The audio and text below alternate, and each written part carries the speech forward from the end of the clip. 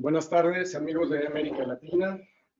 Soy Eduardo Moreno, les saludo desde la Ciudad de México, de las actuales instalaciones de Sobre improvisadas. Muchas gracias por acompañarnos en esta retransmisión del webinar hecho recientemente en Asia acerca de Minilaparoscopía, que es un tema que en América Latina y en especial en México existe un gran interés y un enorme desarrollo de este tipo de técnica quirúrgica. Antes de empezar la transmisión, quiero presentarles a alguien que no necesita presentación realmente, y es el maestro de todos nosotros en minilaparoscopía, que es el doctor Gustavo Carvalho de Brasil, que nos hizo el gran honor de acompañarnos en vivo para estar haciendo comentarios y responder algunas de sus preguntas y dudas. El formato que vamos a seguir, el video es de aproximadamente 1 hora y media y está dividido en 2 bloques. Lo que vamos a hacer es transmitir la primera mitad, escuchar los comentarios de los expertos asiáticos, pausamos el video, contestamos preguntas de nuestros amigos que están acompañándonos en la transmisión, el doctor Carvalho y yo, corremos la segunda mitad del video y cerramos con algunos otros comentarios y preguntas. En un afán, porque esto sea una herramienta más útil para todos, de Sobre no teníamos tiempo, porque eso se nos pidió hace 10 días, pusimos un programa de transcripción simultánea del webinar, ya que los profesores hablan en inglés, pero en inglés de Bangladesh y de la India, y creo que de Tailandia, y es un poco más difícil que entender que el inglés del doctor Carvalho y el mío. Así que está este programa automático de transcripción que no es perfecto, tiene algunos errores, les agradecemos su comprensión, pero creo que va a ser de mucha ayuda. Y quiero escuchar comentarios iniciales de Gustavo Carvalho. Amigo Moreno, para mí es un gran placer estar con usted en más un webinar. En este caso, un webinar que fue de mucho suceso en Dhaka, Bangladesh, onde foi um dos mais completos. Foi um webinar muito bonito que teve a participação e muitas perguntas e todo.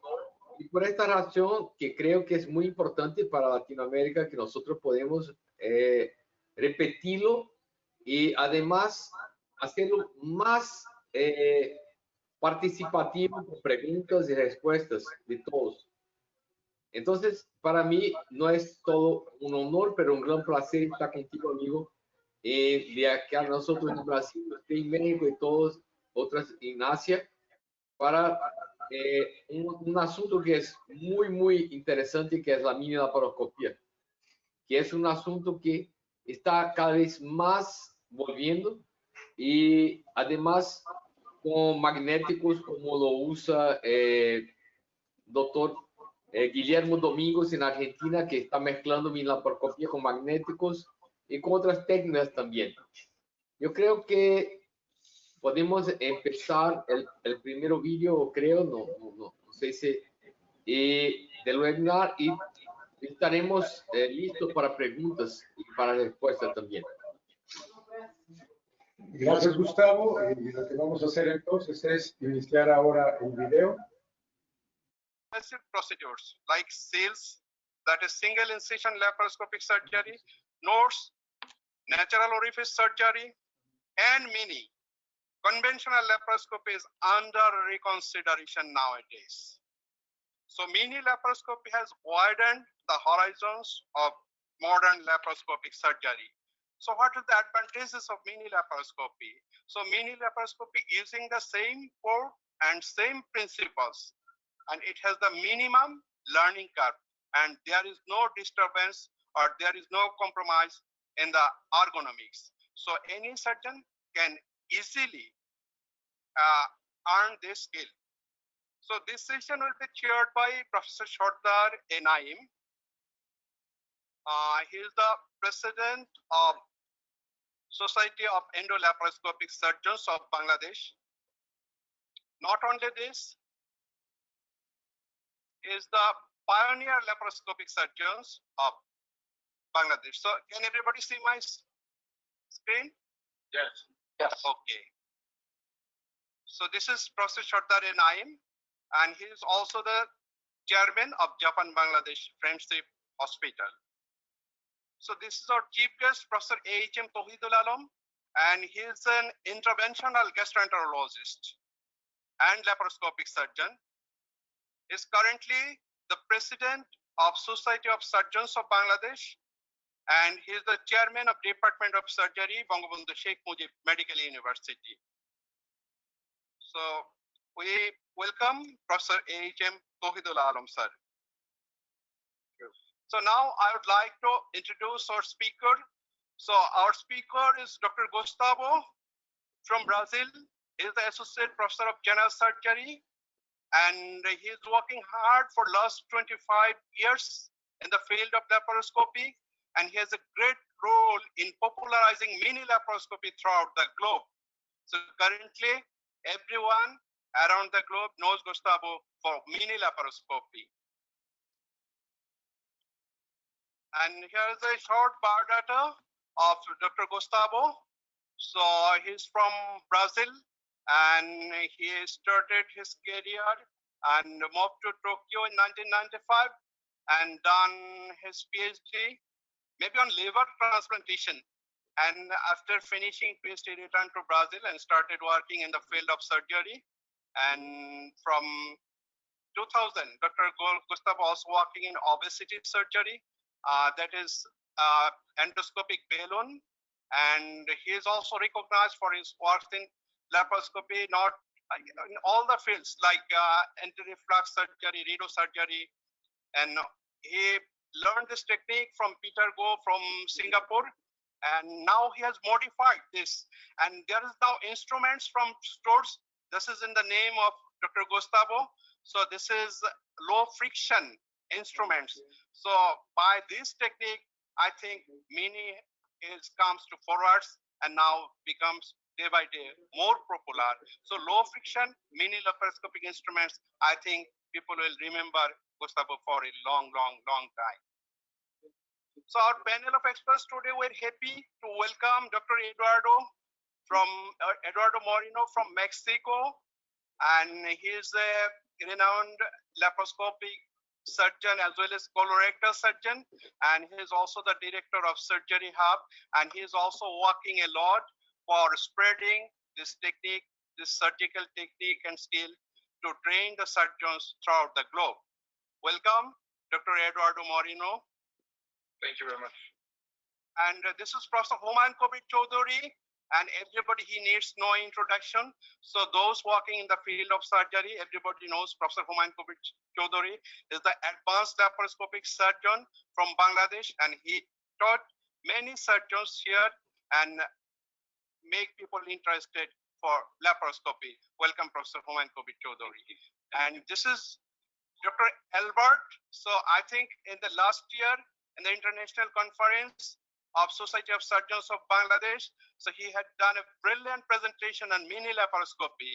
I think those who had attended that conference, they cannot forget Dr. Albert's presentation at that time. So welcome, Albert, again today. Thank you very much.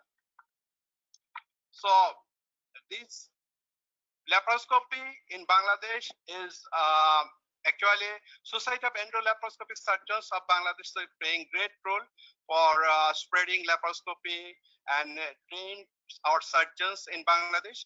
And this is Dr. Shomiran Kumar Mondol, is the dynamic secretary of Society of Endolaparoscopic Surgeons of Bangladesh, and he will be there also as a panelist. And this is Dr. Abdullah Al Mamun. I'm working as an associate professor of surgery in a government medical college here in Dhaka, Bangladesh. I'm also a colorectal and laparoscopic surgeon. So our today's scientific partner is UniMed UniHealth Pharmaceuticals. So with this introduction, I would like to request Professor Sardar Naim, today's chairperson, to say a few words and opening the today's sessions. Thank you, Abdullah Mamun. Thank you very much. I welcome everybody, and I'm especially delighted because Gustavo Carvalho is a very old friend of mine, and he was in Tokyo too. And of course, I did PhD little earlier, came back. But we have been together, Human Chaudhary, myself, Gustavo, in ELSA for quite a long time. And we have been together for almost from late 90s, it's more than 25 years. So it is a great pleasure to hear Gustavo today, and I welcome all the participants, panelists, and of course, by name, I should say Eduardo Moreno and Albert Kaitange is here. They are here, and Professor Mankavi Chaudhary, and our chief guest, Professor Tawhidul Alam. And I believe it will be a great webinar. And Gustavo is a real mini friend, and we know that. And myself and Mankavi Chaudhary also did quite a bit of Minilaparoscopy in old days. Sometimes, very rarely I do it, but anyway, we should encourage people to go for mini. And I'm sure that after today's lecture, many Bangladeshi surgeons will be thinking of starting mini again. So, okay, Mamun, go on with the thank you, sir. Today. So, and thank you very much for organizing this. I really appreciate. Mamun is a very, very active academician, young academician from this generation, and I really feel indebted that they have been doing a lot of webinars, and today's webinar is solely organized by him, and I thank him because he has agreed to do it under the banner of Society of Endolaparoscopic Surgeons. You know, we have about 1,200 members at the moment of the society. I'm sure this will be a very, very successful webinar. Thank you. Go on, Mama. Thank you, sir. Thank you for your nice compliments. So today's session will be 3 parts. So in the first part, so Dr. Gustavo will talk on mini laparoscopy. So our today's slogan is minimizing incisions and maximizing benefits. So, and after that, our panelists will discuss about mini laparoscopy. And after that, another interesting session from Dr. Gustavo. He'll show some advanced laparoscopy through this mini technique. And after that, we all will participate in the question and answer sessions. So with this, I would like to request Dr. Gustavo to share your screen and start your talk.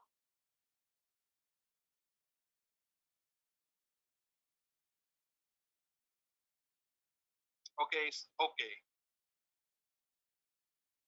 Yeah, I do not have enough words to thank you, Dr. Mamun, for kind words. And I must say that today, I'm no more than a barber, a small barber, mini barber. And I will try to entertain you in the next 20 minutes about mini laparoscopy. It's great to be brother with Professor Chaudhary and Sade. We are brothers because we come from the same father, Professor Peter from Singapore, the greatest inventor of all time. Since the time he invented the way to do gastrectomy to mini laparoscopy. So it's really a great pleasure that we are together today. This is our poor hospital. This is the oldest building of our hospital and already survived the first pandemic in 1918. And now we are fighting the second pandemic. This is my disclosures. None of them will interfere with my presentation, but my biggest disclosure, I am in love with mini laparoscopy. I have been in love in the last 20 years with mini laparoscopy. And usually to say that surgery would be delightful if you do not have to operate. It's sad that Dr. Hauser have not met the mini. He would be in love with surgery if he had met mini, because that's the way he was doing surgery. That would be disgustful, but when you do surgery like this, it's a great pleasure. You feel yourself embedded in the surgery. You are the owner of the theater. It's something that a simple thing like removing a gallbladder becomes very pleasant, a huge pleasure. Now we have many ways to remove a gallbladder. And as Eduardo had said, Mini Friends is our place for meeting. It was born in a swimming pool in Mexico, full of friends and margaritas. And we created Mini Friends. So we can get together Mini Friends and we can share knowledge and we can share friendship as well. Just recently, I asked the Mini Friends, if you have a cholecystectomy, how would you like to be operated among the friends? And 61% would say that I would like to have a minilaparoscopy, 29% a regular laparoscopy. Just 1% would like to have a robotic surgery. It's funny. But most of our surgeons has a wide knowledge in all kinds of surgery. But if I ask them, if you have prostate cancer now, what's your best option? Robotic come from 1% for gallbladder to 83% for prostate cancer. So when something is huge, people want something huge like a robot. So if you have the opportunity to join us in Mini Friends, this is yellow lamp here. And this is how our story starts, 1998 in Brazil, when I met Pedro for the first time in the mini course. He came to Brazil to teach us how to do minilaparoscopy. Very soon after 1 year, I was in Singapore learning from him the secrets of minilaparoscopy. And he was the guy who was doing thorax sympathectomy. This is him live doing it, 1999. I took his picture now. And we could do a lot of different things in laparoscopy and minilaparoscopy. But the idea from Pedro, it's a concept of a stealth. Fierce holes, small holes, or no holes. And you have less physiological and immunological consequences for your patient. Well, Mini has really great clinical applications. It's safe and cost effective. So the question is, why is still not so popular yet in the world, at least in Brazil? Well, the greatest villain of Mini is the Mini optics. That was the worst thing Mini could have in the past. Why? Because the Mini optics made Mini difficult, fragile, limited, expensive, with lots of time exchanging optics, fighting to do Mini. So in the end, people thought, there's no advantage to do Mini. And a great liar was put to sleep. Even a guy like Maurice Franklin, who just passed away, could not make people believe in Mini. It's one of the best papers of him, who have done more than 1,000 Minis. And I asked Maurice, why people do not wake up for Mini? He said, I don't know. I'm already woke up 10 years ago. Then notes came by. And something word that caught their attention, like the first notes in the world done by Dr. Zohon in 2007 in Rio. And very, very soon, 2 or 3 months later, Professor Maresco also did. But the problem of notes, and this is the scope that Dr. Zohon was using this instrument, transvaginal trocar, to make easier exchanging the forceps. If he shows to the patient his instrument, the patient runs. He cannot show the instruments for the patient. I can show my Mini instruments for my patient. He cannot show his instruments. Patient will not allow to have this. So the biggest advantage we could contribute for the Mini world was the clipless technique. The clipless technique is something very, very standard. We just use 1 11mm trocar and 3 Mini trocars. We don't use the 3mm optics, only the 10mm optics. We close the cystic duct with knots. We close the cystic artery with electrocautery. We retreat the gallbladder in a bag. 5 main points. And it makes the surgery very easy. That's how we can, in 1 minute, achieve the critical view of safety. Always start from the back part, and we release the peritoneum from the posterior wall. Then we go to the anterior wall, release the peritoneum again. We find the precious structures, the cystic artery and the cystic duct. We can see here that the cystic artery is already being designed here. And we go slowly, always from down to up. We use very, very small amount of energy in the cautery. We do not disseminate the electrocautery furrowing, and we cauterize the artery with the electrocautery here. And we avoid using clips for the artery, we tie nodes for the duct. That's the way we do. We have done this in the last 20 years. And that's what we can have. Here's the incisions, the Mini incisions. We have published in 2009 the first 1,000 cases.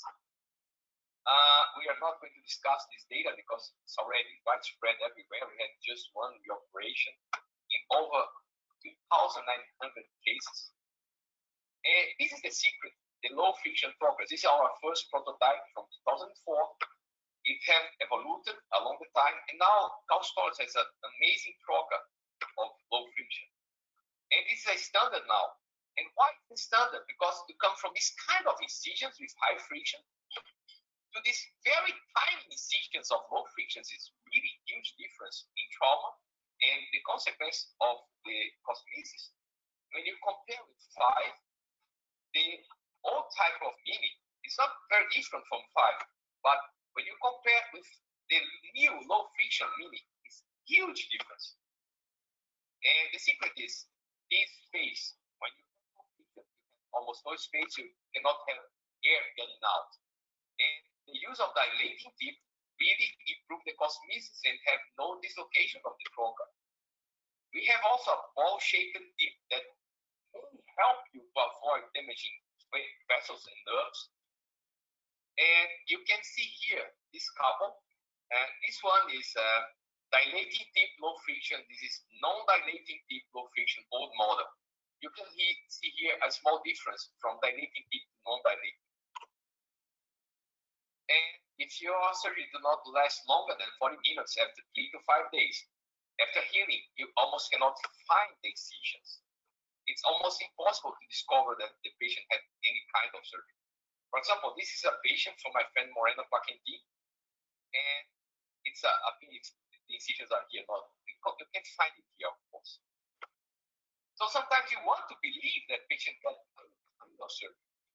This is Stefano Saad, a friend of mine, and this is the original technique from Peter Go. This video is from 2 years ago only. Now he's using a much better mini scope, and he's going to change the scope, not the old type mini scope that was almost black and white image, but you see he's using a trocar that has high friction. So the movements is not so precise than with the low friction. He can do the surgery, of course, because Stephen is an amazing surgeon. And at this time, when he wants to clip, he exchange optics to put the clips from the umbilical port. The umbilical port is a 10 millimeter port. You can clip the artery and the cystic duct, exchanging the optics. The image is not so bad like the image we had before in 2005, 2006. This is the new mini optics. It's much, much better, but it's still, if you use the clipless technique, you don't need to use it. This is what we do. We can operate any kind of patient, even the obese patients. We don't care about obesity. Mini is possible because when you have an obese patient, we use what we call hands down. We start from the top, and we have many reasons to do that. For example, look at here. So sad. When I'm trying to expose the pedicle, we tear up the liver. It was so sad we have done that. But without lifting the liver, how can we reach the pedicle? That's why hands down is important. We start dissecting from the top, and even if we have very inflamed gallbladders like this one, this is a much inflamed gallbladders. We have done terrible gallbladders with me. And you see here that we are dissecting from the top down. We can find sometimes small vessels, and it bleeds, of course, but we can control the bleeding. It's not that hard. This is a monopolar culprit, and if we use it precisely, it's as good as a bipolar with 5. And now we can pass the gallbladder over the liver, and doing some leverage over the liver, we can reach the pedicle to finish the case. So that's the peak of head down. We do not take risk, we do not damage the forceps, we do not damage the patient. And in the case you need to do some coloniogram, we can tie a note. We tie a note in the top, we tie a false note in the bottom. This is a 4-end catheter. It's a very tiny catheter, and it's a very tiny cystic duct. You can see that we can manage easily to put this catheter inside. If we were using the 5 millimeter instruments, it would be much harder for us, not only to insert the catheter, but also to tie it on. The false note, we are going to do now the coloniogram. Coloniogram was okay, we finished the case. Many people ask, does laparoscopy gives you less pain? This is a really great question. Why surgeons keep asking this kind of question? The question is, this small instrument hurts you the same as these big instruments. What about this small faucet? Does it hurt you the same as this big faucet here? The key point is, I must tell you, there is no prospective randomized trial in the world to prove that. Some prospective randomized trials have shown that there is difference, and some prospective randomized trials could not prove that there is difference. And it's interesting that my son, when he was 10 years old, he got injured in the shin. I went to the hospital and I was preparing anesthesia, and I got a suction of the anesthesia with this purple needle here. When he saw the size of the needle, he said, "Dad, please use the black one." I said, "Why?" Because the needle is thinner, and thinner needles will hurt you less. I want the thinner one. It will hurt me much less. And that exact moment, I realized that 10-year-old boy knows that smaller needle hurts less than big needle. Why researchers need a prospective randomized trial to understand that a small hole will hurt the patient less than a big hole. Why? But there's papers about that. For example, the elegant paper by Tony Bleeman from 2010, using this kind of very easy calculations, shows that a big hole will hurt you more. I could not understand actually this calculation, so I rewrote this paper using much easier model to understand. This is a Euclidean model showing that if you have a 10 mm torque, it will hurt you not twice as the 5, but 4 times more. It's a square. And if you really need a prospective randomized trial to understand this kind of very simple thing, you must soon be enrolled in a prospective randomized trial, for example, to prove that parachuting is important in airplane accidents, because there is no prospective randomized trial to show that the parachute is safe for jumping from the airplane. We have no paper to show that. And several papers have been written about that. And recently, in 2018, one guy could recruit among 95 people he asked to join a prospective randomized trial about parachuting. One with parachute, the other is sharp, totally blind. One has a parachute, the other has the same bag, same amount of weight, but no parachute inside. He could recruit 23 people to jump from the airplane. And the results of his prospective randomized trial, there is no difference jumping with parachute or no parachute. The only way to get this kind of result, if you really design well your prospective randomized trial. So the patients who are jumping from very close to the land. So no speed in the airplane, and some people jump with parachute, some people jump without parachute, and there is no difference in the end. So parachute is not necessary to jump from the airplane, according to this prospective randomized trial published in the British Medical Journal. Interesting, no? Well, let's go to something that really makes much more difference for the patient than just a gallbladder, inguinal hernia. For example, inguinal hernia, we were inspired by the great surgeon from France, Professor Jean Duluth, that in 1991 invented TEP 2 years before McCann, that published in 1993. But unfortunately, he published in French, so nobody cared.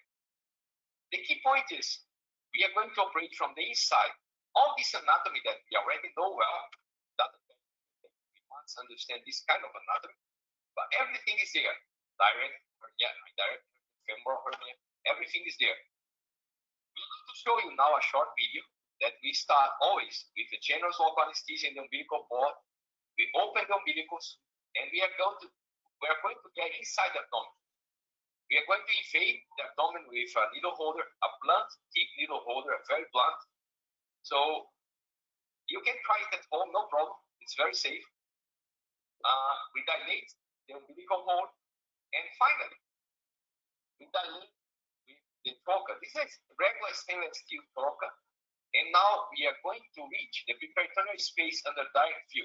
Instead of using a needle blindly like Professor Jean Duluth, we went directly to the preperitoneal space, we throw air inside, we create our TEP space without any balloon, we are going to put this polycatheter inside the abdomen.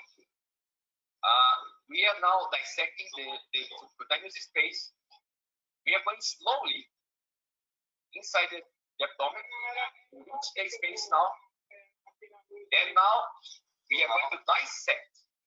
Slowly, we are dissect the preperitoneal space. Slowly, with the movements with the camera, we slowly dissecting the space until we finally find the trocar. Here is the trocar. Now I'm going to insert another trocar, and this is a mini tab, regular mini tab, but much easier to do than with 5mm instruments because the space is huge now. We are not fighting like we were in the movie theater sitting in the first row, but we go back a little bit and we understand whole anatomy. We can see everything here. We can see here the vein, we can see here muscles, we can see here the sac dissected, we can throw the mesh inside, we can cover all the holes and the crucial area. And when we have the mesh inside, finally we can go back inside the abdomen to see if the mesh is well placed. That's it. We can even put a trocar inside the abdomen just to check if the mesh is really well placed. Nothing to question. 2009, we have seen another publication of Professor Jean Dulu with 3,000 patients. And in 2015, a paper that shows that fixing the mesh with step is not necessary. Very elegant paper by people from Curitiba, my friends. He did an X-ray, and the mesh has a small clip, metallic clip. He do the X-ray in the OR, and they do the X-ray 2 months later, and there's no difference, fixing or not fixing the mesh. So in TEP, not fixing the mesh is always better because it has low pain. So Minilaparoscopy will give you better visualization in small operative space. Even for lumbar hernia, this is the first case of a lumbar hernia in the world being operated by Mini. And in this case, we enter from the umbilical port, we dissect the space, but we are going to create another 10mm hole that will reach the preperitoneal space. Now we are entering with 10mm trocar here. This is another 10mm trocar. So this 10mm trocar is going directly to the preperitoneal space, and it will not need any closure in there. We finally reach the hernia. You can see here, dissecting the hernia sac. It's quite interesting that we are eviscerating all the fat. Look at the nerve here. This is the lumbar nerve. When we finally have all the hole, no more fat inside the hole. We see the adrenal here. The hole is small, smaller than 2 centimeters. If it's bigger than 2 centimeters, we're going to close this hole. We throw the mesh inside, and we unroll the mesh now. Very simple procedure. No mesh fixation, and patient is totally cured from the hernia. 25 minutes procedure. He has a hole in the umbilical port. He has a hole here. The 2 preperitoneal holes, and this is the last hole we do just to check. Patient is very happy to go home the same day. 12-hour surgery, published already. So we have much better ergonomics to operate when we do Mini. This is the paper from 2012 when we published all of the cases we have. You can have more information in our book, now available also in Spanish and also in Mini French. And this is a funny case. This is a daughter of one of my friends. He's an ultrasonographer. This lady, she started feeling pain when she was 9 years old. After a trauma, she developed a spleen cyst. And this spleen cyst started to grow. It grows for almost 2 years. His father was doing ultrasound 2 or 3 times a week on her, just to check the cyst growing. It's amazing. Went to the operating room, using Mini. You see here the huge cyst. we just made a small hole to suck all the fluid from the inside the cyst. It's a totally benign cyst, it's a traumatic cyst. And with the mini instruments, we are cutting the border of the cyst. We did not remove the whole cyst because it would probably damage the spleen too much. And she's just 11-year-old kid. So we finished the case doing the hemostasis. And we are going to remove the cyst from the umbilical cord. To see how we remove, we just point the cyst to the 10mm trocar and push it inside. And we check the hemostasis. Surgery was done in the morning. Patient was well in the afternoon and she slept at night at home. The father said, oh. In 2 ultrasounds, we did the surgery that I was doing ultrasound almost twice or 3 times a week for 2 years. It's amazing. And also, we can do mini in different parts of the abdomen, like removing a gallbladder, appendix, and a mini ovarian cyst, just moving the trocar position. Don't need to be inward trocar position because we just put extra trocars. Doesn't matter if you have 3 trocars, 4 trocars, 5 trocars. It's just 2mm holes. You can do as many holes as you want. And now we have mini instruments, very different in size and very different in effectivity.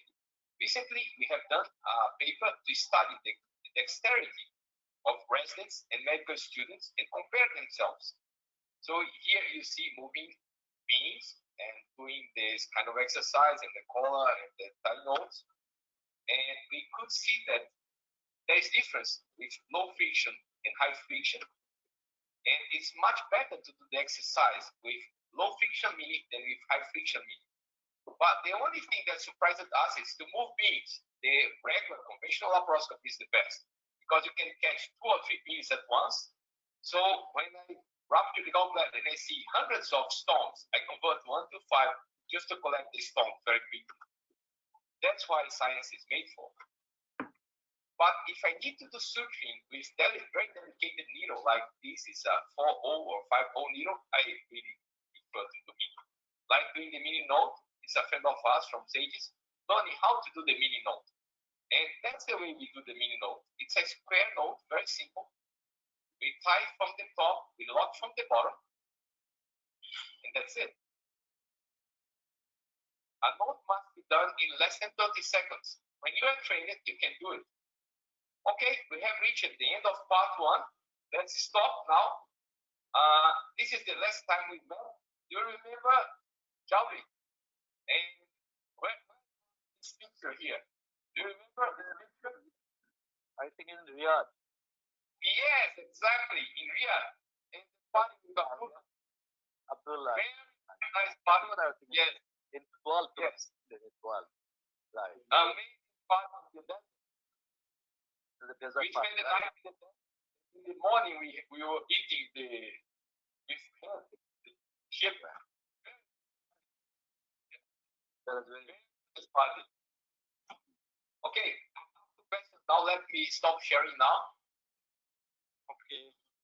Thank you, Dr. Gustavo, for an excellent presentation. So now I would like to request Professor Humayun Kabir Choudhury. So to complement your lecture, so if anything is missed, anything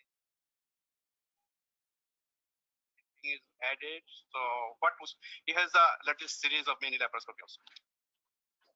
Sir, you need to unmute yourself, sir. Largest series in the world. Professor The Humayun largest Kabir Choudhury. of the world. Sir, unmute yourself, sir. Yes, I have done it. Sir, Yes, I have unmute, sir. Well, like Gustavo is a great lover of mini, there's no doubt about it. And the main idea, if you love surgery, if you love your patients, if you want to give them comfort, if you want to give them minimum of nose scar, the only answer is mini. There is no other way because the nose, the single and everything, it has got a lot of difficulties. Like I'm not a very good advocate of single port because the technical difficulties usually the learners they encounter while doing it. They don't feel comfortable, and I tried many cases. I didn't feel comfortable. So one of the greatest purpose of surgery is, as Gustavo was mentioning, you have to love surgery, you have to enjoy it, and the Mini is the answer for that.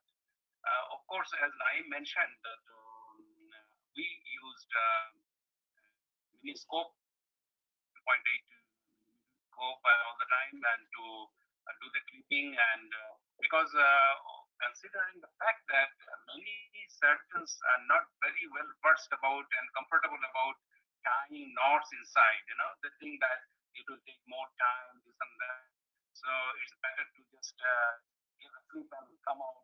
So if you want to do that, the first option is, use a 2.8 millimeter and then use a umbilical port for clipping. And while you are taking out the gallbladder is also the same thing. You just put a 2.8 small. So the thing is that one time my policy was go Mini for all cases, because umbilical port is the first port you go and see inside. If it is very difficult, you think, well, at last faster you go Mini, and then 5 millimeter. Then if necessary, umbilical port, you can make it 10 millimeter even. So gradually shifting from Mini to more stronger instruments, bigger instruments, you can always do that.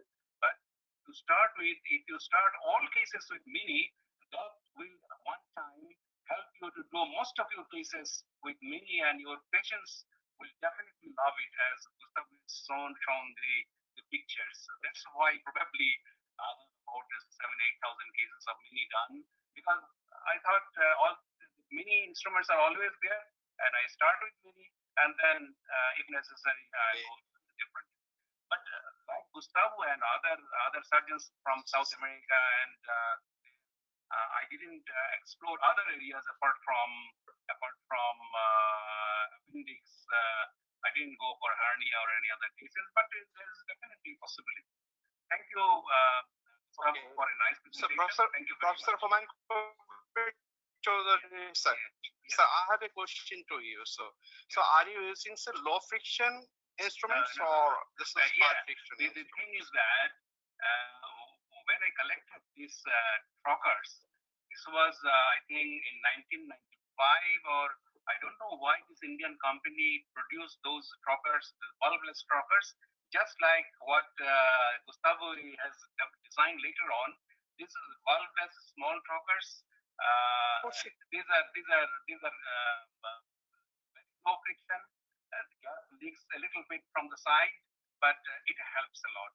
It's really comfortable. So I would say, though I don't use the stored one, but my ports are also low friction. Answer your question? Yes, sir. Yes. But it's a great design. It's a great design. I congratulate Gustavo for that. Okay, sir. Sir, my next question to Albert. So one question from our attendees, participants. So if there is any further advantages for Mini except cosmesis. So this question is asked by Dr. Monwarul Islam Talukdar.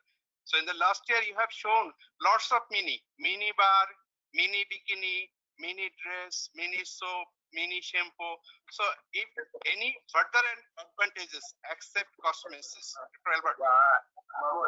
Gustavo, that was an excellent talk, and Gustavo is synonymous with Mini now. And as far as the question is concerned, yes, cosmesis is number one.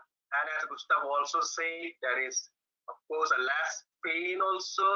And I would add one more thing is that the psychological factors. Someone must say that you did see hole cholecystectomy, you can see the holes, but in minilaparoscopy you don't see any hole. That's the psychological factor. Wow, I have only one hole in the Americas, that is also not seen. That is the advantage of mini laparoscopy. Yeah. Okay, thank you, Dr. Albert. So any more from Eduardo? So you have in the chat box, just you have answered. So more advantages, not only cosmesis. So you add something? You mean my personal opinion or more question from the audience? Yes, your personal opinion regarding this question. Okay. One of the main advantages of Mini as surgeons that we are always looking for new advantages techniques for our patients is that this technique is safe and surgeons don't have to learn a new procedure in order to perform Mini. They already know it. They just have to get familiar with the technique, with the instruments. And we have a question from the audience. If we have to take into account any specific pre-operative preparation for doing Mini, and as the patient and the indications and contraindications are the same. But for Mini, there are some issues that you have to take into account. For instance, usually when we do regular straight laparoscopy, we put the first port in, insufflate, and then we put all the rest of the truckers. In Mini, you have to put the patient in the surgical position.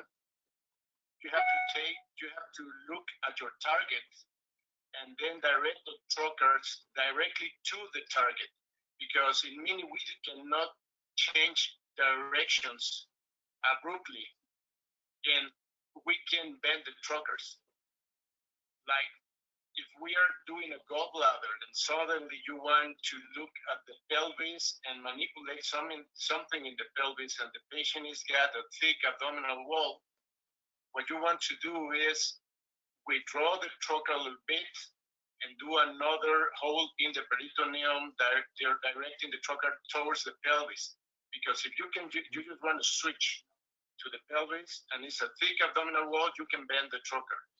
So special preparation in Mini, first put the patient in position, whether you are doing a gallbladder or you're doing an anti-reflux procedure or you're doing a nappy. Put the patient in position and then you direct your trocars directly towards the objective. That's the difference in Mini. Thank you, Eduardo. So Dr. Somiran Mandal also joined with us, and he is also a high volume surgeon, laparoscopic surgeon working in Dhaka. So Professor Somiran Mandal, so how you look for mini laparoscopy? So what do you think about mini laparoscopy in your practice? Unmute yourself. Thank you, Mamun. I have not so much experience on mini laparoscopy because I'm very much used to conventional laparoscopic surgery, but sometimes I have practiced it in my not complicated cases as well. I usually used to do it by uncomplicated gallbladder as well as appendix, but not more in hernia as well as advanced, that means colorectal as well as other cases. So my experience is not so much at Gustavo and our Professor Mutsubi sir. Thank you. Okay. So anyone want to comment from the panelists? Anyone want to? Just I want to convey one hello from Professor Mutir Rahman to Gustavo. Gustavo, you remember our Professor Mutir Rahman? He always has been. Are already joined with us, sir. Yeah, he joined, but he didn't want to come on video. So I just conveyed his congratulations to Gustavo. And well, I just add little bit to that question. I mean, especially someone, Professor Rafiqus Salehin probably asked about, and Dr. Ovi asked about the big and inflamed gallbladder. Well, my mini experience is also a few hundred cases I've done, and I have seen when we really go through the umbilicus, as Professor Humayun Kabir Chaudhary told, that we use the 10 millimeter trocar through the umbilicus. Because at the end of the day, when we remove the gallbladder or anything from inside, we really need to have a bigger opening in the umbilicus. So there is no need to put a mini scope through umbilicus from the beginning. Because at the end, if you open the umbilicus somehow, then you better use the 10 millimeter scope and use 3 other ports, especially for even inflamed or any gallbladder with many instruments. So if you can really use mini instruments are thin, but they're quite strong. So you can really dissect even inflamed gallbladder. As Eduardo told, we already know how the procedure, how to dissect them and how to manage the inflamed gallbladder. So with mini instrument, if you can manage it, at the end of the day, you can remove the gallbladder through umbilicus nicely. So I also congratulate Gustavo for his mini love and Eduardo, and I'm sure the Brazilian and Mexican beauties are running after them for their, to ensure their cosmesis in the upper abdomen. That's great. So Gustavo, you go through the umbilicus or just below the umbilicus? We go through the umbilicus, exactly in the middle. Yes, and that's the point. That's the point. Yeah. In Brazil, we see that over 95% of patients have a small umbilical hernia.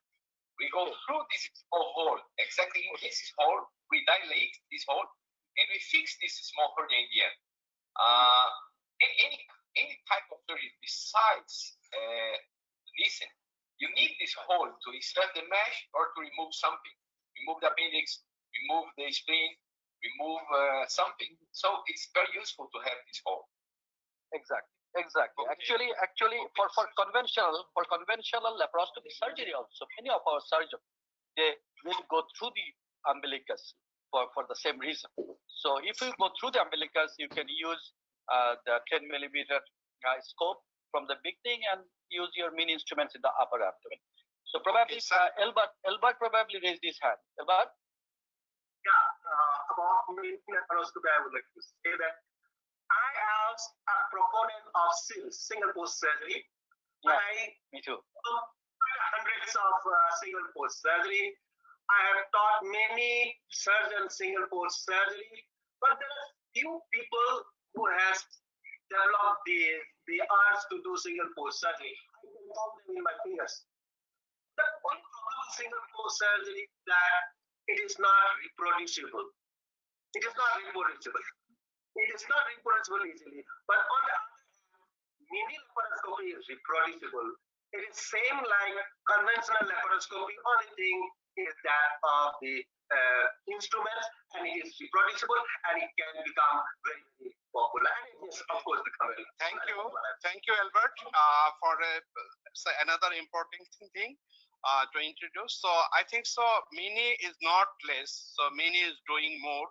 So later presentation from the Gustavo. So he's not doing basic laparoscopies. He's also doing the advanced laparoscopic with this Mini technique. So I would like to request Dr. Gustavo for to start his next session. Okay. So can you see the slides now? Yes. Okay. This is a. Vamos, ¿sigues ahí? Sí, acá estoy. Moreno, para empezar las preguntas. Sí, creo que podemos hacer comentarios. Tenemos varias preguntas de nuestros amigos en línea. Y una de las cosas que creo que a mucha gente no le queda claro, y si quieres platicamos un poco acerca de esto, es que la gente te dice, ¿cuál es la diferencia de Mini con puertos de 5? Solo son 2 milímetros menos y los instrumentos de Mini se rompen, se doblan y no ven realmente una diferencia. Y si tú recuerdas, cuando Peter Go empezaron a desarrollar esto, mucha gente pensaba lo mismo y en ese entonces el instrumental no era tan buen instrumental. Aquí nos preguntan algunos amigos que los instrumentos se rompen. Quisiera yo preguntarte a ti, ¿cuántos instrumentos has roto? Esta pregunta es buenísima. En general, hay una medición por año. Yo tengo un promedio de 2 a 3 instrumentos rotos al año. Pero no están totalmente perdidos. Se van a oficina y vuelven buenos para más uso. Totalmente perdidos en 10 años. No tengo como 3 o 4 instrumentos en 10 años que totalmente se destruyó. Pero muchas veces son solo problemas de poner una capa nueva, una capita de negrita nueva para que no tenga problema con el cauterio. Y también las tijeras, que a veces si pierden el filo, pero si quieren buenas, después que se arreglan las tijeras. Entonces, un promedio, 3, no más que 4 instrumentos al año se van a arreglar, pero perdido en 10 años como 4, muy poco. ¿Cuántos trócares has doblado? Ninguno.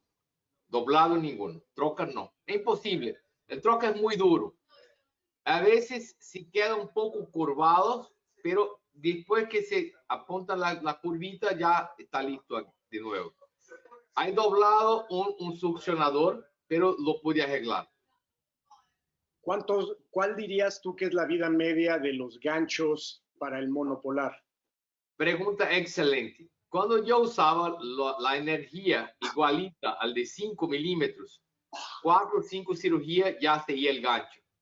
Pero nosotros sabemos que uno, teniendo el gancho mucho más chiquito, necesita arreglar que la energía sea mucho menos que le usa con 5 milímetros. Por ejemplo, si un tipo está acostumbrado a utilizar 40, 50 watts con 5 milímetros, va a tener que usar 15 o 20 watts con 3 milímetros. Y ahorita con la cantidad correcta de energía, nosotros estamos como 30, 40 cirugías con un único gancho. Mucho mejor que cuando no sabíamos utilizarlo. Estamos comentando mucho ahorita contestando preguntas por escrito. Creo que uno de los problemas o de los trucos que no le explican a los cirujanos cuando compran el equipo es el de los que siempre comentamos y que ya comentamos en el webinar de cómo posicionar los trócares. Perfecto. Generalmente en la laparoscopía convencional insuflamos al paciente, ponemos los trócares y le damos posición para empezar. Y una de las cosas que son muy importantes en Mini es posicionamos al paciente ya insuflado y ya posicionado la mesa de operaciones decidimos la mejor trayectoria directa, porque si un problema de los trócares de Mini es que no podemos estar viendo la vesícula y voltear el instrumento a la pelvis para trabajar abajo, porque entonces sí lo podemos doblar. Si a veces necesitamos cambiar de cuadrante, tenemos que sacar el instrumento del peritoneo y hacer un nuevo túnel en el peritoneo hacia el cuadrante diferente, pero no los podemos voltear. ¿Qué otra cosa se te ocurre que son trucos que son distintos a lo que hacemos en la laparoscopía convencional? Creo que uno de ellos es conocer el equipo. Y no sé si quieres contar aquella anécdota de cuando te hablaron de stores porque había un cirujano muy enojado porque los trócares no servían y que le pediste una fotografía de cómo estaban ensamblando el mini trócar. Esta es buenísima. Yo recibí un amigo que dice que no servían los trócares porque no se podía poner la pinza dentro del trócar y el trócar estaba completamente ensamblado al revés. Y la hora que dice, envíame una foto, que me envió la foto, dice, no sirve, así no puede poner, saca en la parte interior que ya puede poner la pinza. Así es. Era un luer, solo un luer. Pero otra cosa importante es que, como puede ver aquí en la pantalla, la distancia de un trócar de Mini para otro trócar puede ser mucho más chiquita que los trócares de 5 milímetros y no hay pelea. Hay una regla en la laparoscopia que se llama la regla de los 8 centímetros. Que uno trócar de 5 tiene que estar no mínimo 8 centímetros de lejos de un trócar de 5 milímetros. Pero con Mini, con 3 centímetros ya está bien. Y con 4 ya tiene una maravilla. Entonces usted puede se quedar mucho más cómodo con los brazos cerca del cuerpo y trabajar mucho más cómodo, con mucho más ergonomía que con trócares de 5 milímetros. Creo que otra de las ventajas también que tal vez la gente no valora mucho es este concepto de lo que se llama la sombra óptica. Sí, perfecto. Este es perfecto. Cómo la sombra óptica nos afecta en espacios pequeños y cuando no estamos acostumbrados a utilizar los instrumentos de Mini, no hemos percibido cuánto espacio en la pantalla nos libera el utilizar instrumentos de 3 milímetros que producen exponencialmente una sombra óptica mucho más pequeña que incluso los de 5 milímetros, y cómo podemos lograr entonces que el laparoscopio se acerque mucho más al objetivo sin estar peleando con los instrumentos, lo cual nos crea unas imágenes quirúrgicas mucho más nítidas que con la laparoscopía convencional. Sí, y con mucho más perfección lo encontramos con mucho más destreza, mucho más precisión de movimientos y además que no tiene fricción, no tiene caucho. Entonces los movimientos son mucho perfectos. Hoy los residentes dañaron un ducto cístico y me pidieron para arreglar y tiene un troca de 5 milímetros con caucho muy duro. Amigo, peleé mucho para estar un nudo con 5 milímetros. Yo estoy acostumbrado a estar nudos con mini con tanta tranquilidad que dice, mi Dios, si pudiera yo acá tener mis instrumentales, un nudo tan importante para reparar el ducto cístico cerca del colédoco, cambiaría para mini, una conversión a mini hoy. ¿Cuál dirías que puede ser una desventaja de la mini en comparación a la cirugía laparoscópica convencional?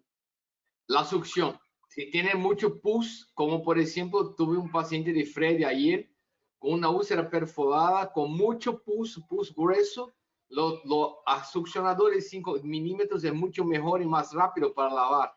Entonces usted va a lavar y poner por ejemplo 10 litros de suero a la cavidad, con 5 milímetros le pueden poner los sueros mucho rápido y sacar mucho rápido, pero con mini va a tardar un poco más.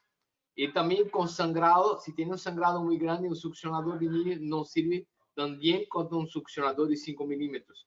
Pero para sangrados chiquitos, con más precisión, el succionador de mini es mejor que el de 5. No succiona la mucosa, no daña la mucosa y tiene mucho menos problema que el succionador de 5. Entonces, cuando tenemos sangrado, cuando tenemos mucho pus, a veces lo convierto para uno portal de 5 para utilizar el succionador, que es mucho mejor.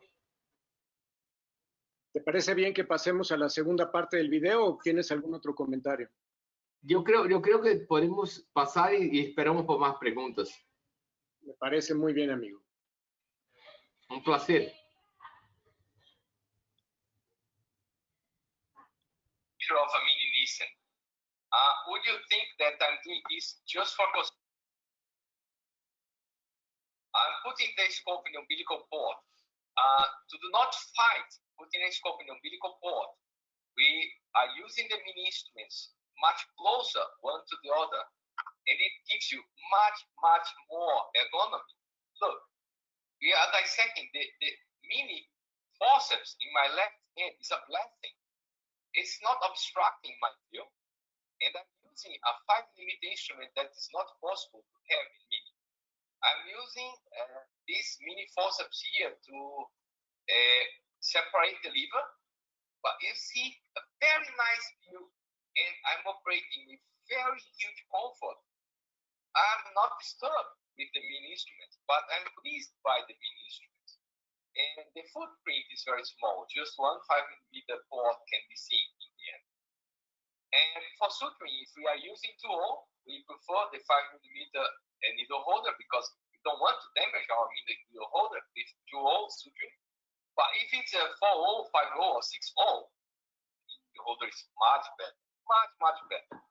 So you see here that having a mini instrument in my left hand is a blessing, not a disturbance.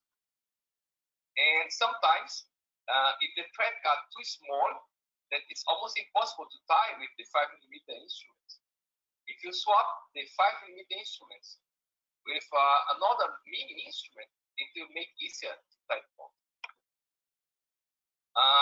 Here we are showing that we can even fix a mesh using mini instruments. Look, the space is very narrow here, but we can manage to come with the mini instrument. And we can use even smaller pneumo that will hurt less for your patient. We don't use over 12 millimeters of pressure, but we use 8, 10, no more than 12. And this is the footprint we have. It's published already. And if we have some accident, like here, we are doing a redo, and we damage the pleural here. So immediately the air will get inside the chest, and the diaphragm will collapse our view. It is horrible because it's already a redo. We need to feel to do not repeat the roar. We put extra mini trocar here, and from the mini trocar we can drain the chest. This is 8 French tube passing through mini trocar, and you see already the diaphragm collapse, and we have enough space now to work. And this will be removed in the recovery room. It's a very, very nice trick. We have published already in 2010. And if we are going to do an appendix, our trick is to dissect close to the cecum border before ligating the vessels. Why? So you don't need an extra forceps to hold the appendix. The appendix is kept in place by the mesenterium. After ligating the border of the appendix that we use notes, you can, of course, use a endo loop or a stapler, but you need extra hold. And if you can tie note, you can immediately do this kind of surgery that's quite fast. This is an interesting case. Felix operated twice. This is a son of a plastic surgeon. His friend operated half of the appendix, I operated the other half. He got another appendicitis after 6 months of the first appendicitis. We did a CT scan. We found 5 centimeter appendix inflamed. It was spontaneously regressed with antibiotics, but another crisis, we decided to remove the appendix. Exactly the same way. We ligate the border, and we go to the mesenterium, we cut the mesenterium slowly.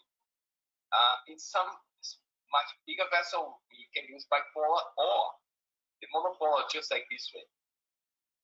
We coagulate the appendiceal artery, and we can now remove the appendix. It's very, very simple procedure. And here is half of the appendix. This knot was not done by me. My knot is this way. This is an interesting case. It's a partial gastrectomy. If this was a very fat patient, I would definitely have done sleeve on him. But he was a very thin patient. And he has an early gastric cancer, tried to remove twice by endoscopy, but always the margin were compromised. So we are doing a transoperative endoscopy here. We located the area of the tumor here. We do the lifting method as Dr. Ogami. Everybody remember Dr. Ogami from Japan. He used it to do this lifting method here. We remove a huge area of the stomach. Now there is no more compromised border. But at the time we need to reconstruct, we are going to use the mini because we can do it bigger. This is PO suturing. It's very delicate for stomach. We reconstructed it in a way that we will not have any stenosis. But we have seen so many advertisements about the nose scar, and this is not the most important issue for me. For example, mini is safer for a gallbladder as in the hands of a person who is really careful. For example, this is old paper from Annals of Surgery 2012. It says that in the open area, common bile injuries was 0.2%, and in the laparoscopic area, it rises up to 1%, but finally it decreased and reached a plateau of 0.4%. With single plot, it doubled to almost 0.8% with highly selected patients with BMI of 23. I don't have 23 BMI patients to operate. My patients in average are 29 BMI. Only 9% acute cholecystitis. Oh my God, I have at least 30% acute cholecystitis. Average operation 71 minutes. Our average operation is 24 minutes. It's a huge amount of time. So we decided that we must answer this question before we can reach directed healing. Can we sacrifice safety for cosmesis? Can we sacrifice a patient to have this? This is a regular laparoscopy. A friend of ours asked us to help because the patient was not doing well. 3 days after a laparoscopy, we see here colored peritoneum, and we started to dissect, and what we found, it's a disaster. It's very unlucky for that patient that It's a totally severe common bile duct. You see here, the common bile duct has been cut, and this is the end of the common bile duct. We need to reconstruct this. And to reconstruct this, Mini is much better than regular laparoscopy. Mini, you have this kind of nice view. You can have a clinical view of safety with huge amount of safety, like this. And if the artery is more than 2 millimeters, we do use the Maryland to we are not going to discuss this paper, but we show how to do it in a very, very safe way. And we did our homework. So far, 13,000 cases published in the world. Just from Chowdhury, 7,000. The injury for the common bile duct is 0.02%. It's 10 times less than open surgery. It's 40 times less than laparoscopy. It's amazing. If you are expert surgeon doing Mini, you are doing much better than even open surgery for expert surgeons. Because we can have this kind of detail when we are operating Mini. This is acute cholecystitis. We dissect, we could find this small duct coming directly from the liver to the cystic duct. We could save this duct. If we have cut this duct, we could have a choleperitoneum in there. Or just like this is some uresis type 1, compressing the common bile duct here, and we could save this duct. This is a very inflamed gallbladder we dissect with blunt dissection. We could find here in a very safe way. And you see, we are dissecting with the suction device because at the time they have some bleeding, we already sucked the bleeding. So Mini great ergonomy, high precision, great visualization may help prevent common bile duct injuries. And what about conversion? When they talk about conversion, we are not talking about conversion to open surgery, but conversion to 5 millimeters, for example. This is a patient with acute cholecystitis that we converted one port, just one port, to put a retransmission and remove the gallbladder. This, believe me, is the gallbladder after removal. We could not remove a gallbladder in one piece, but we could remove some pieces of the gallbladder without removing the common bile duct. What's much better. But now let's talk something. Conversion to Minilaparoscopy. Is that possible? We are operating a regular laparoscopy and convert to Mini, like here. This is a friend of mine who operated this gallbladder. He put clips, but the clips was not well placed and they are leaking the clips. Remove the clip just to do cholangiography. You see here the cystic duct, and we see bile coming out from the cystic duct. We converted to Mini because we can operate better with Mini. It's not something related to prosthesis, but we can deal with this kind of catheter much easier with Mini. We can do suturing much easier with Mini. We clean it.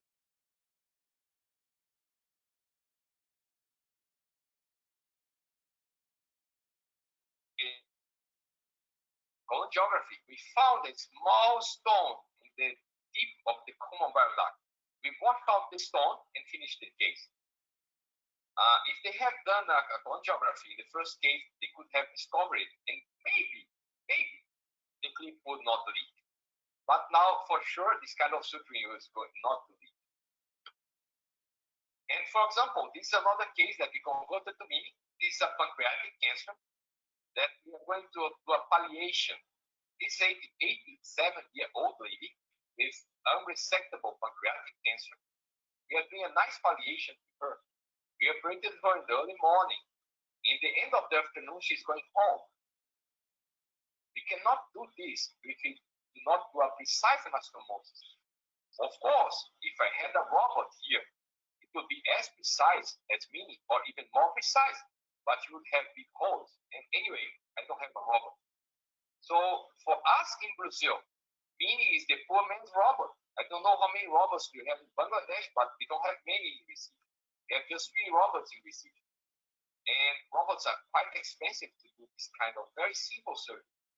We don't need a robot to do this. This is a cholecystectomy anastomosis that we converted from 5 to Mini just to do the better suturing.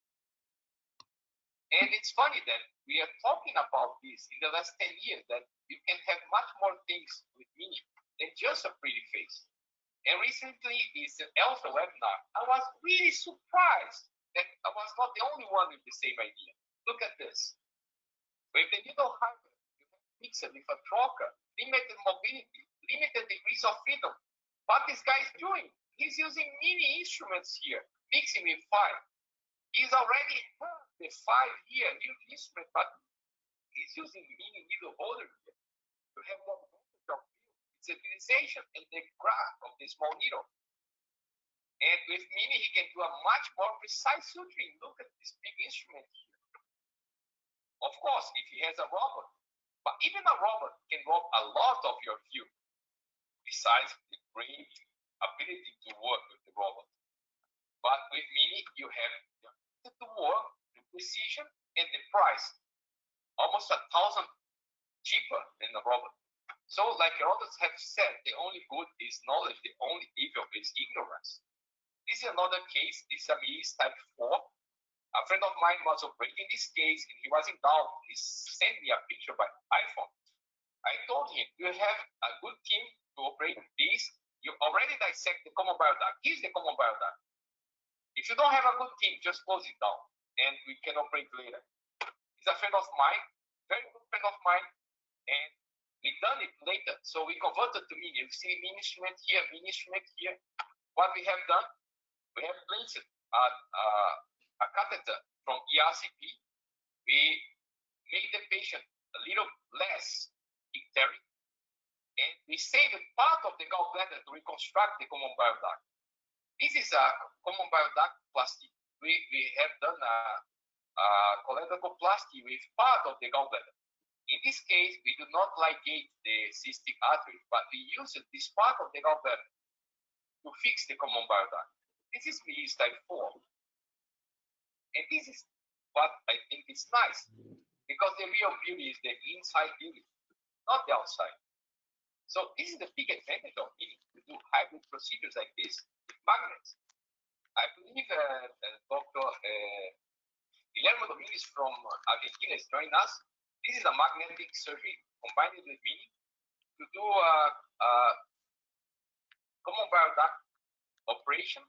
And we did a common bile duct operation. I don't have time to show all these videos, but we have converted to mini to do the anastomosis.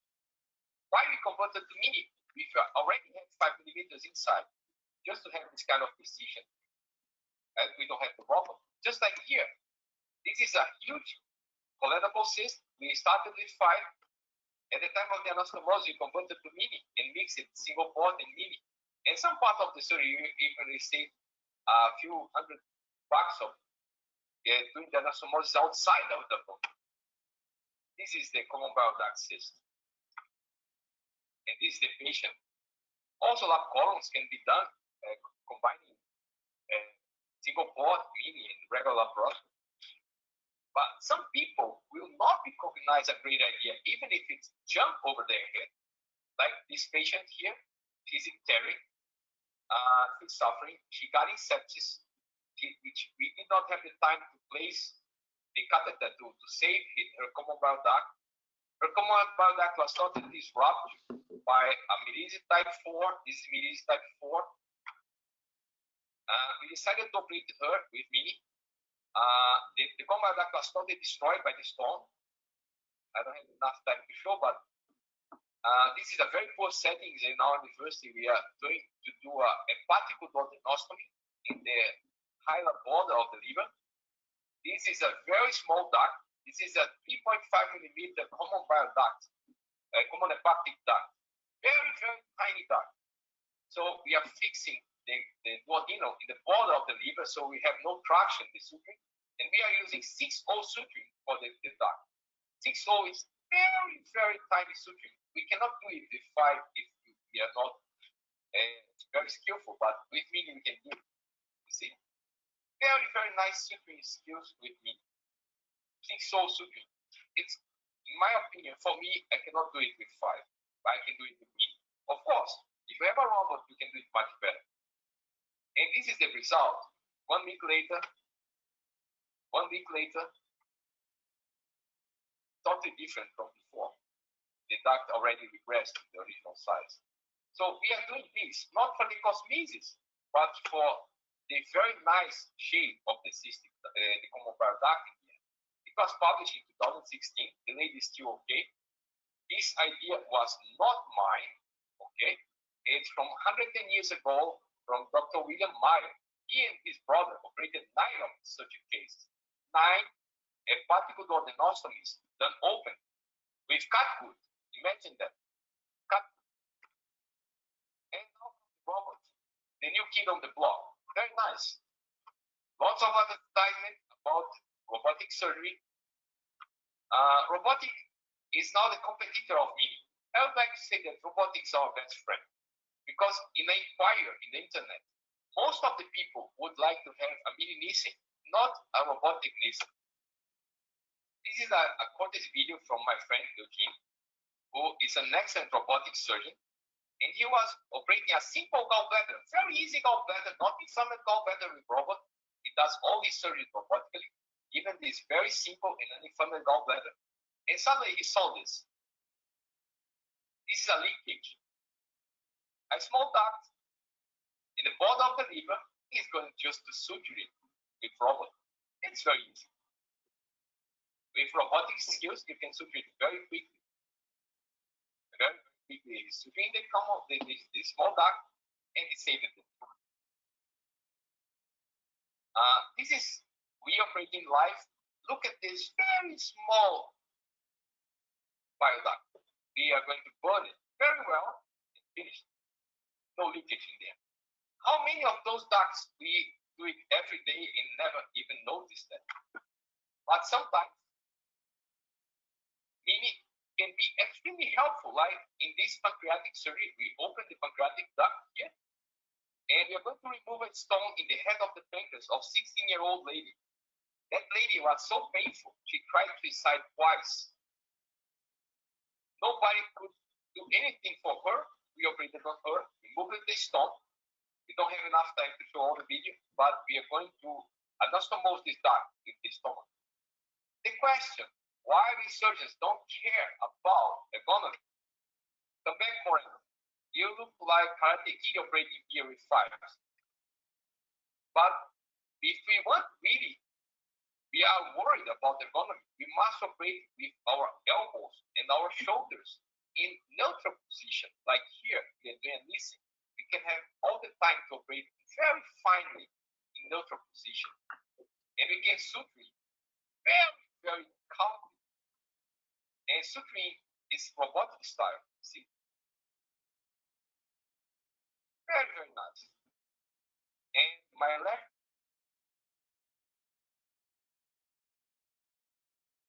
As much as possible. So, Minilaparoscopy is really better than old single port and robots. Well, I'm the old monkey. I'm not the one to answer this question. Why?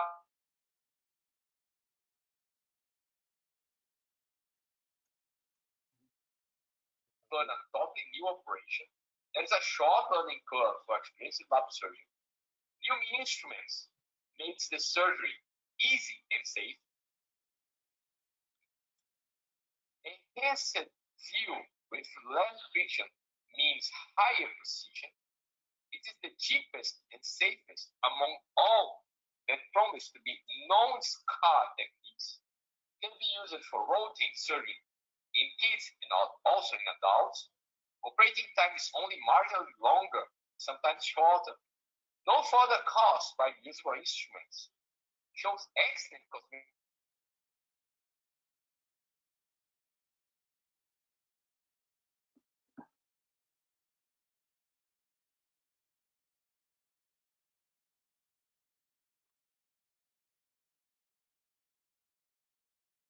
Be friends. It's our space anytime. Many papers about Mini. If you need, just come and ask. We can send you some pictures. And our final word: simplicity is the ultimate sophistication. This is our book. Anyone who wants a copy of our book is free. We have a Spanish version and English version. Spanish version, we went to Dr. Moreno, who authored the Spanish version, and I can give you the English version for you. some pictures of our small town. Recife is a 2 million people town, blessed by 2 rivers. This is Capibaribe River. This is the conjunction of Capibaribe and Bibiribe River, and the small island of Recife here. This is the beach, and even a small building just here. This is in front of my home in the end of the afternoon. And although we have rich and lots of rich people in our town, we also have a lot of poverty. 10% of our population are really in very, very bad condition. And although they are poor, they are happy. They are playing football and soccer on the beach. They can go to the beach every day and they are happy. And I believe the proper use of our resources can make us more happy and more equal in the world. So why should I start using mini magnets, robots, single port, whatever, of new technology? Because with new surgical technology, you can do even better. The minimally invasive surgery, you already know to do so well. And now we are open again for some questions if you want. And thank you so much for your attention.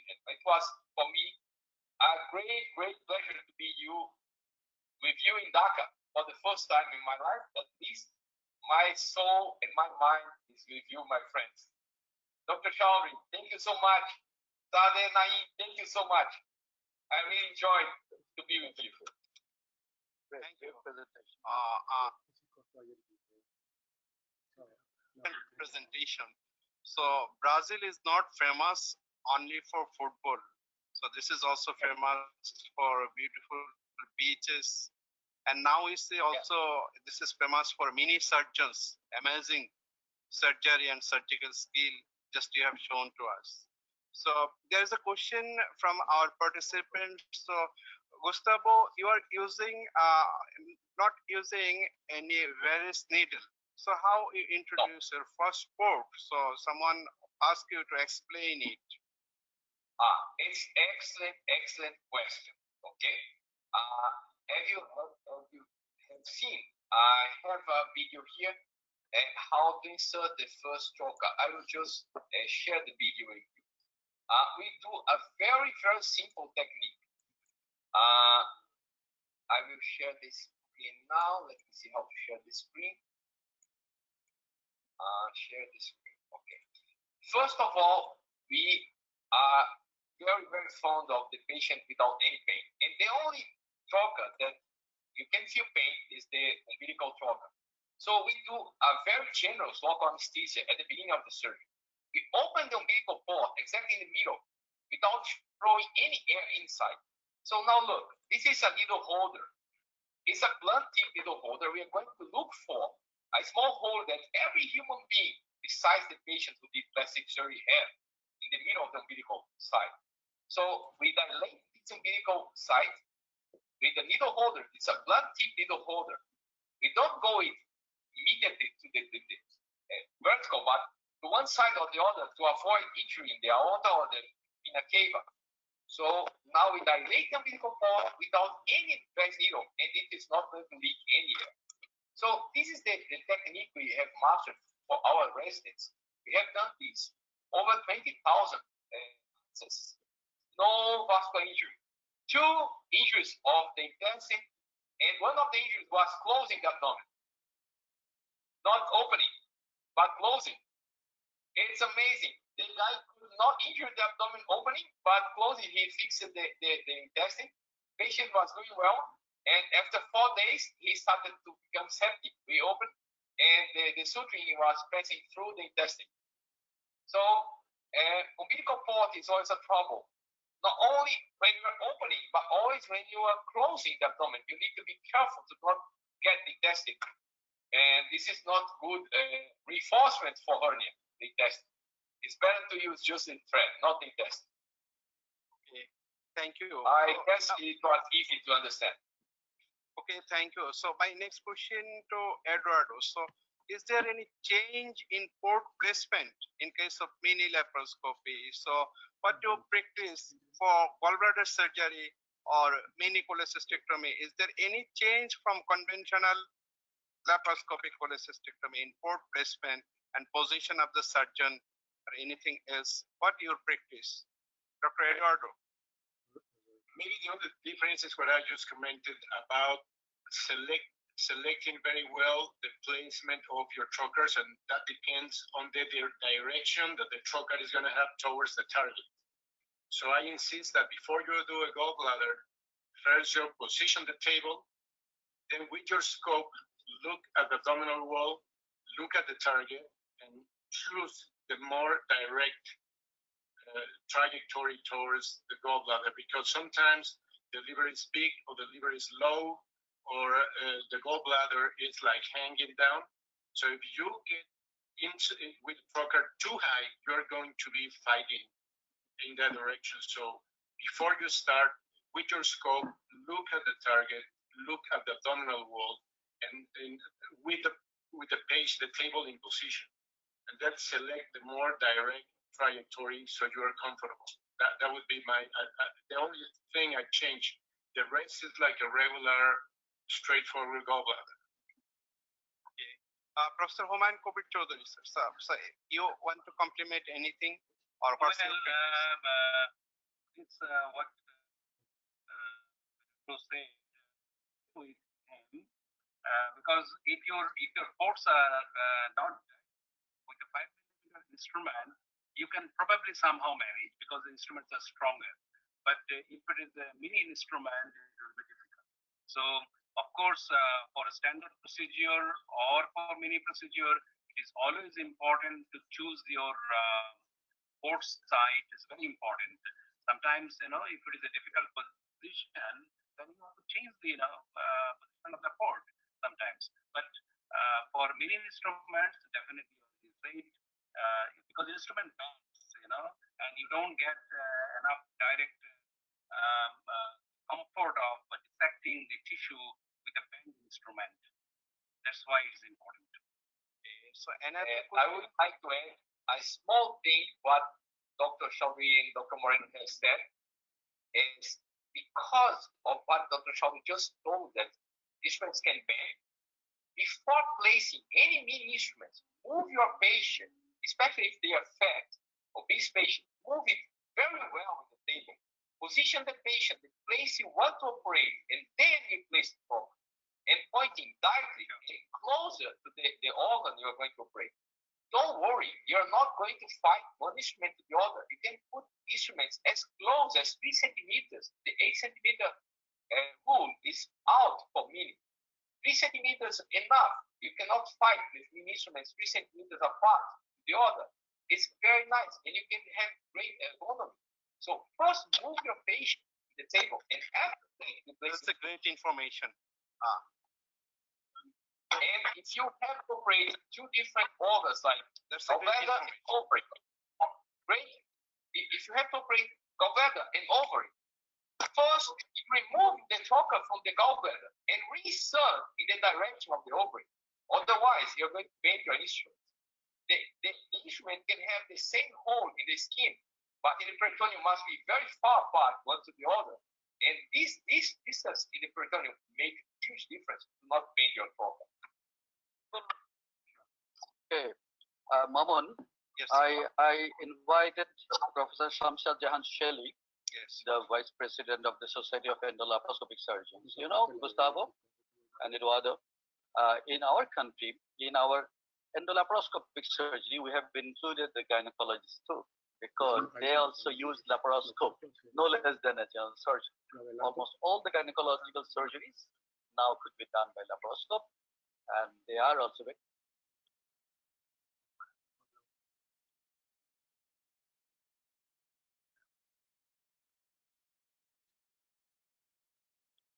both single incision and mini. So how you offer your patient and how is their response? Because in Brazil, most of the people pick up mini. So what's your experience? Many people here usually they read on the internet and come and sometimes opt for single port surgery. So I have to convince them, see the patient, and then tell them that there are 3 ways to do single port, mini lap, conventional laparoscopy, and open surgery. So as far as possible, I looking at the patient, and as Gustavo has said, only in patient without any comorbidities and uncomplicated gallbladder or appendix, we can go for ahead with single port surgery. There are mini laparoscopy, and I always start with mini laparoscopy. And if any problem arises, or if I say that no, I can't go ahead, I ports and do the surgery. Okay. Right. Sir, we have already exceeded our time, sir. Already 10 minutes is over, sir. 10 minutes. So, sir, if there is no discussion, then, sir, we can ask our chief guest, today's chief guest, Professor A.H.M. Tauhidul Alam, as an interventional gastroenterologist. So, all we do the problems, we create the problems, we have to go to him because he is the rescuer for all of us. So, Professor A.H.M. Tauhidul Alam, sir, today's chief guest, sir. Thank you. Sir, unmute, sir. Thank you, Dr. Mamoon. Dr. Mamoon, Dr. Peter Goethe just joined us. Would you like to have him inside? Yes, sir. Sir, nine, sir, Of course. Yeah, I'm going to Please invite Professor Peter Goethe, and if you want to say something. No, sir. You, sir, continue, sir. Then, sir, I think, sir. So, first of all, I would like to thank to the Society of Endolaparoscopic Surgeons of Bangladesh for inviting me. And I have actually, I don't find Peter. my thanks to Dr. Gustavo. Yeah, he has I know him. He's the world famous, renowned mini lab surgeon, and he has shown all the aspect of minimal invasive, mini lab surgery, not only gallbladder, other aspect he has already shown. Definitely, our surgeons or junior surgeons, they will be encouraged by seeing his presentation. Actually, our senior surgeons, lots of senior surgeons of this country are doing mini lab. I know Professor Humayun Chaudhary has got very big series on this aspect. We also initially started doing, but what happens particularly in institute, in government institute or in a corporate hospital, because as this instrument are expensive, wire and wear is very it's more than that of the conventional laparoscopy instrument. So in my hospital, I purchased one set, seizure, everything there. They are 3 millimeter trocar, cannula, everything is there. But unfortunately, these seizures are very delicate. Forceps are very delicate. What we learned from our speakers today, that this direction of entry, that is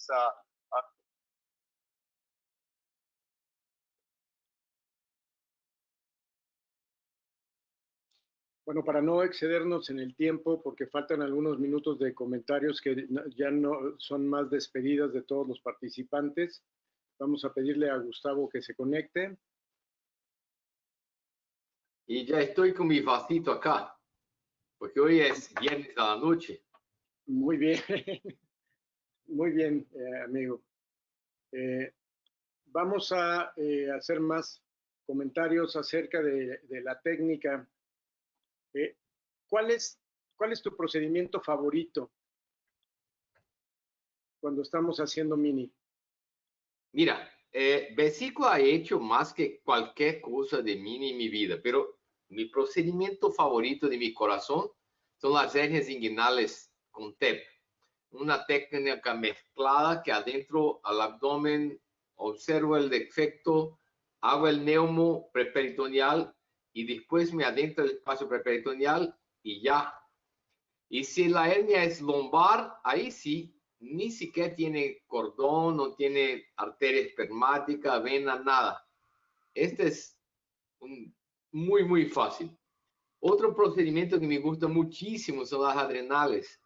Es más fácil de resecar que la vesícula, pero hay que tener cuidado con la vena cava y la vena renal. Y después el Nissen, que es un procedimiento que he hecho para hacer con mini. Solo necesita un portal de 5 milímetros y la calidad de sección es maravillosa. ¿Y tú, amigo, qué procedimiento le gusta hacer con mini? El TEP, mini TEP, esa es mi favorita. Sí. Y es la que me encanta competir con los cirujanos robóticos que hacen TAP, Robotic TAP. Quiero que me digan alguna ventaja de Robotic TAP sobre mini TEP. La mejor ventaja de Robotic TAP es que cuando tiene un paciente Robotic TAP en el hospital operado, los parientes y los amigos de ellos vienen a operar mini conmigo después, porque tienen mucho más dolor. Sí, Increíble. es increíble. Operamos recientemente un paciente precisamente asiático que estaba como espantado porque no tenía dolor y nos decía, lo hicieron bien porque no puede ser que no me duela. Y me gustaría que tocáramos las ventajas en particular de Mini-TEP sobre TAP, tanto con 5 milímetros como con robótica, como Mini-TAP. Perfecto. Si quieres empezar a hablar de esto, de las ventajas. Yo creo que la ventaja más obvia es no abrir el peritoneo, no hay que cerrarlo. Si no hay que cerrar el peritoneo, no tiene puntos en el peritoneo, ya tiene menos dolor. Segundo, si tiene un hueco chico, no hay que fijar la malla. Y si el hueco es grande, nosotros hoy por hoy tenemos la opción de cerrar el hueco. Nosotros no tenemos más la idea de que la malla hay que fijar y segurar para que no adentre el hueco, pero hacemos un cierre del hueco y con el cierre del hueco la malla no tiene para dónde ir. Es un poco más doloroso, pero no tiene recurrencia ninguna. Entonces, la ventaja número 1, no abrir el peritoneo. La ventaja número 2, no hay que fijar la malla. La ventaja número 3, los huecos no hay que cerrar los propios huecos. La ventaja número 4, la malla está tan protegida que difícilmente va a se desplazar. Y la última ventaja es que es muy difícil tener una infección en el espacio preperitoneal. Correcto.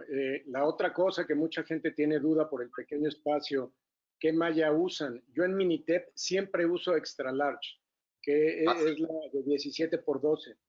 ¿Y cómo hacemos para poder poner una malla extra large en TEP?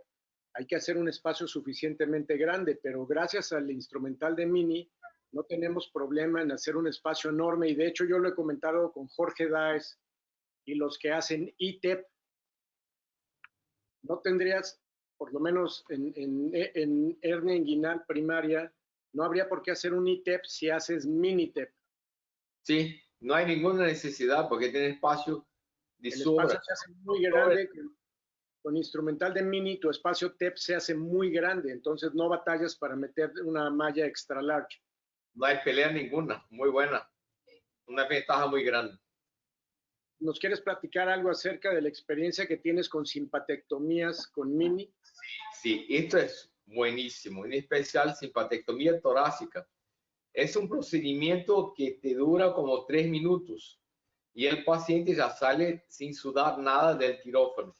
Todo hay que, los dos ganglios simpáticos T2 y T3, pero hay que tener mucho cuidado con el T1 para no tener un Claude-Bernard-Horner que no va más a abrir el ojo.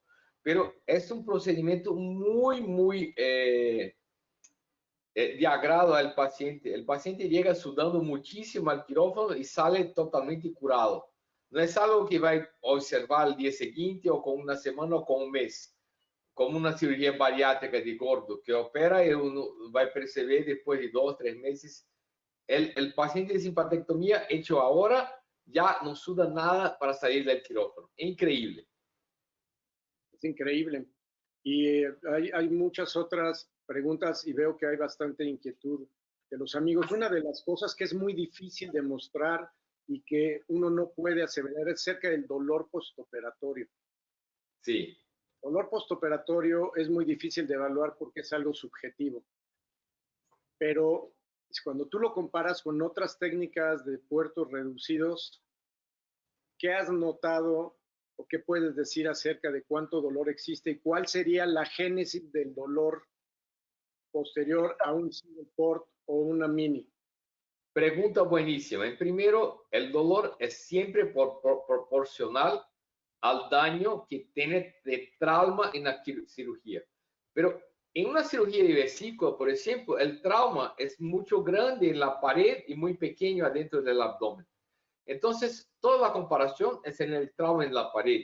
Si tiene un single port, el trauma en la pared es más grande que una cirugía de laparoscopia convencional con 5 y 10 milímetros. Porque el trauma del single port es por lo menos 30 a 35 milímetros de largo. Aunque muy estético, tiene mucho dolor. Y con Mini no, solo tiene un portal de 10 y este portal de 10 nosotros le infiltramos mucho con anestesia y por 24 horas casi no hay dolor ningún dolor. Entonces es mucho fácil para comparación y no se observa mucho dolor cuando lo hace Mini. Comparable con la laparoscopia convencional, a veces no se puede observar mucha diferencia porque muchos ya están trabajando con solo uno portal de 10 y 3 portales de 5 milímetros, pero muchos siguen haciendo 2 portales de 10, ahí sí te duele mucho más. Y Mini, nosotros no infiltramos los portales de Mini, solo el portal de 10, porque el dolor es el punto más doloroso por donde sale la vesícula. Este es el quis de la cuestión, el X de la cuestión. Nos preguntan que en pacientes con índice de masa corporal alto, ¿qué tan frecuentemente se dañan los instrumentos y qué maniobras habría? Ya lo platicamos de alguna manera, pero ¿qué maniobras habría que llevar a cabo para no dañar el instrumental? Pregunta excelente. Nosotros no seleccionamos los pacientes con mucha grasa o sin grasa. Operamos todos los pacientes con Mini. Pero lo más importante, como ya había dicho Eduardo, es si un paciente tiene mucha grasa, es muy obeso. El primero hay que moverse para que la grasa toda se escorra al paciente. Móvalo en la mesa con un cefaloaclive, pone la cabeza bien alta y los pies bien bajos y la cantidad de grasa ya va a tornar el abdomen más delgado. Entonces ponga los trócares más cerca de la vesícula para no hay que mover mucho y atenga de primero arriba hasta el medio y después al pedículo. Siempre hacemos así con half dome down. Y con eso operamos gordos como si fueran flacos, sin ningún problema. No tenemos problema con los gordos y no hay dañado con los gordos, pero dañamos a veces con los pacientes muy inflamados. En vesícula con mucha inflamación, aunque sean flacos, a veces estamos peleando con el tejido inflamado y es posible dañar las pinzas. Que es como en cirugía laparoscópica convencional, si uno se equivoca en colocar los portales, va a batallar toda la cirugía. Y creo que ese es un principio de ergonomía que uno tiene que considerar siempre en su práctica cotidiana, que hay que saber muy bien la distribución de los instrumentos para no batallar. Yo creo que la mayor parte de las dudas están aclaradas, amigo. Creo que esto fue un éxito. Agradecemos de verdad a todos los amigos que han estado con nosotros, que la audiencia ha sido extraordinaria. Y quiero hacer algunos anuncios antes de despedirnos. En el siguiente par de meses vamos ya a empezar a tener cursos, no solo webinars, de The Surgery Hub. Una casa comercial ya dio el patrocinio por un curso de puertos reducidos, en el cual evidentemente vas a estar invitado. Y yo calculo que esto puede ser a mitad de noviembre, así que volveremos a estar platicando de esto próximamente. También ya está apartado un curso de colecistectomía segura y lo más seguro es que a principios de noviembre vamos a tener el curso de resolución de complicaciones de cirugía bariátrica por el cirujano general. Vamos a darle trucos y consejos a los cirujanos generales que tienen que enfrentarse a complicaciones de cirugía bariátrica para que mejoren su práctica y ayuden más a los pacientes que les llegan complicados. Antes de cerrar, quiero decirles que vamos a emitir constancias de este curso. El lunes va a estar en la página web de The Surgery Hub una encuesta que les vamos a pedir que llenen para poderles hacer llegar su certificado del curso. ¿Quieres decir algo antes de despedirnos, amigo? Amigo, más una vez un gran placer estar contigo. Infelizmente no me puedes abrazar y saludarte y tomar una copa contigo, pero virtualmente estamos acá juntos tomando una copa y que podemos encontrarnos más y más. Y la próxima vez en Recife o en México o en otro lugar del mundo. Porque la pandemia nos enclausurado mucho en nuestras casas y necesitamos más y más encontrar a las personas cada vez más. Tenemos que volver al normal. Y te vamos a invitar porque el Surgery Hub va a empezar 2 secciones nuevas también. Una que va a ser entrevistas de cirujanos que han llegado a un nivel alto de práctica y obviamente tú vas a ser uno de los invitados a que nos platiques acerca de tu vida. Y la otra sección que vamos a empezar a transmitir son sesiones culturales. Nosotros consideramos que un cirujano es un ser sensible y vive alrededor de la cultura y su trabajo es parte artístico. Así que tenemos que impregnarnos más de arte y vamos a empezar a dar sesiones del cirujano y la cultura y te vamos a invitar. Excelente, amigo. Estoy a tu disposición. Un gran placer, como siempre. Gracias, amigo. Un abrazo a toda la familia que ahí la vi pasando por atrás. A Duda, Manuel, muchos saludos y gracias a todos los amigos de Surgery Hub que nos han honrado con su presencia. Gracias por su confianza y vamos a trabajar más fuerte para entregarles contenido de más alta calidad que puedan incorporar en sus prácticas. Gracias a todos y saludos. Me espantei com a quantidade de personas. Havia como 250 grande parte del tiempo. Increíble. Sí, señor. Un abrazo, amigo. Hasta luego. Saludos.